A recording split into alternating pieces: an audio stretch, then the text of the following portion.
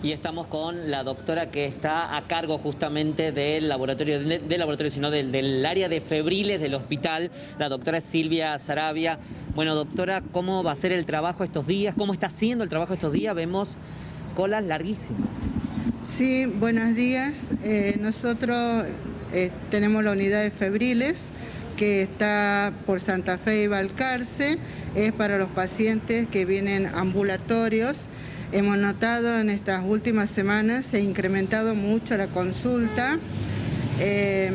También recibimos pacientes, al ser centro de referencia, nosotros también recibimos pacientes derivados de CAPS o de otros hospitales del interior con sospecha o pacientes con COVID positivo. ¿En qué porcentaje se vio ese incremento que usted nos habla? Nosotros veníamos hasta hace una semana y media un promedio de atención 160, 180. El fin de semana hemos llegado a las 300 consultas y actualmente estamos llegando casi a las 400 consultas ambulatorias por nuestra unidad de febriles. De esos tenemos un porcentaje, un promedio, se están internando más de 10 pacientes en la torre de COVID, tanto en el piso como en las unidades críticas. Doctora, la franja etaria que ayer nos decía el doctor Cali era de los jóvenes. ¿Ustedes notan que están llegando más pacientes adolescentes que quizás adultos o adultos mayores? Nosotros tenemos una franja de los pacientes que consultan en promedio entre 15 y 40 años. Son pacientes jóvenes. La otra son pacientes oligosintomáticos, le decimos nosotros, porque tienen pocos síntomas o casi nada. Los que llaman la atención de que estos pacientes, la mayoría están relacionados con eventos sociales, ida a boliche, pacientes que vienen, por ejemplo, de viaje, pero de acá nomás del interior. Ahora con el fin de semana largo, seguramente la próxima semana vamos a tener más pacientes que vienen a la consulta. Sergio Caro, sí. No sé si tienen alguna consulta por ahí para compartir con la doctora. Sergio González, Carolina Glasper, estamos aquí en los estudios de Telefe. Sí. De los pacientes sintomáticos que concurren, ¿cuáles son los síntomas más comunes? ¿La fiebre, la tos, el dolor muscular, corporal en general?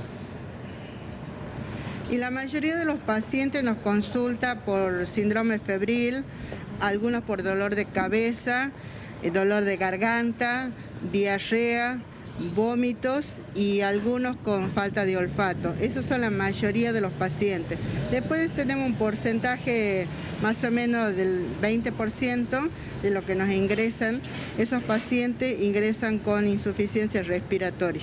Doctora, con respecto a los testeos que se están practicando ahora y que vemos mucha gente esperando, ¿en cuánto tiempo la gente puede tener el resultado de su testeo y cómo van a trabajar mañana, que es algo que seguramente la gente en casa también se está preguntando? Debido al incremento de las consultas, sobre todo ambulatorias, se ha aumentado el personal. Entonces nosotros hoy en día hemos duplicado en cuanto a la atención médica, tenemos más personal, donde nosotros tenemos consultorios, digamos ambulatorios, donde el paciente ingresa, se registra, previamente hay un enfermero que sale afuera y va viendo las prioridades. Pacientes añosos, pacientes embarazadas, pacientes muy sintomáticos tienen la prioridad.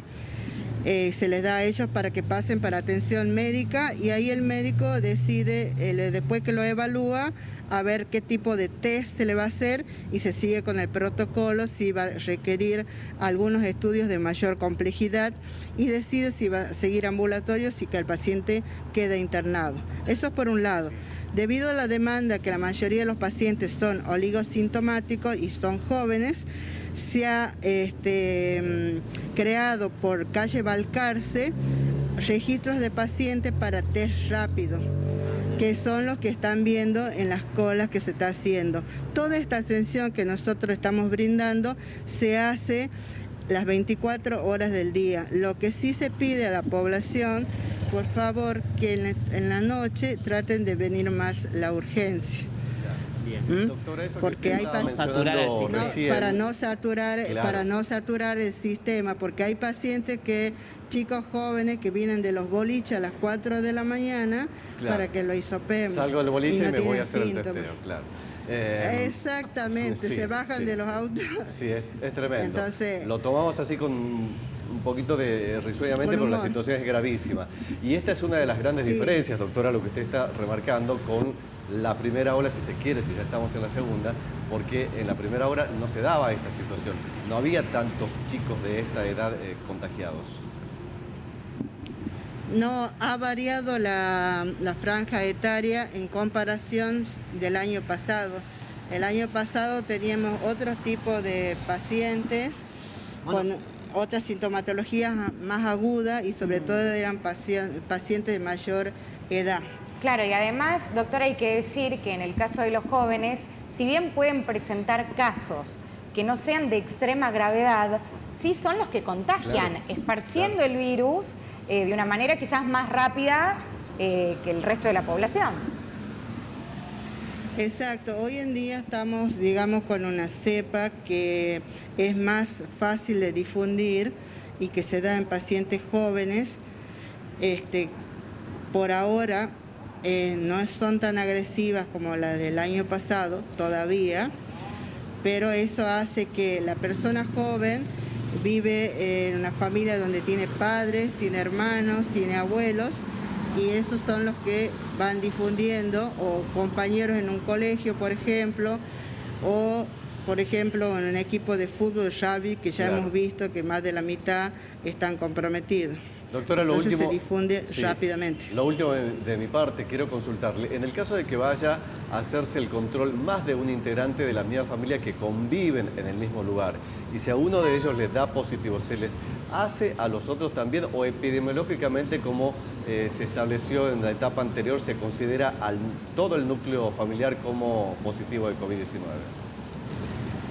Nosotros a todo el grupo familiar, o ya nos ha pasado en oficinas de trabajo que nos han venido en forma grupal, o en casos hemos tenido equipos deportivos, o la mitad, se los evalúa cada uno. El médico los revisa y evalúa, porque hay pacientes que están asintomáticos y hay otros que ya tienen unos síntomas. Entonces ahí se determina si son hisopados o si requieren algún tipo de diagnóstico como radiografía o tomografía, y se va a determinar. Pero por lo general, todo familia o compañeros de trabajo o de equipo que han estado con contacto directo positivo, se lo manda a aislar durante Claro. 10 a 14 días según su evolución, con control ambulatorio se lo hace.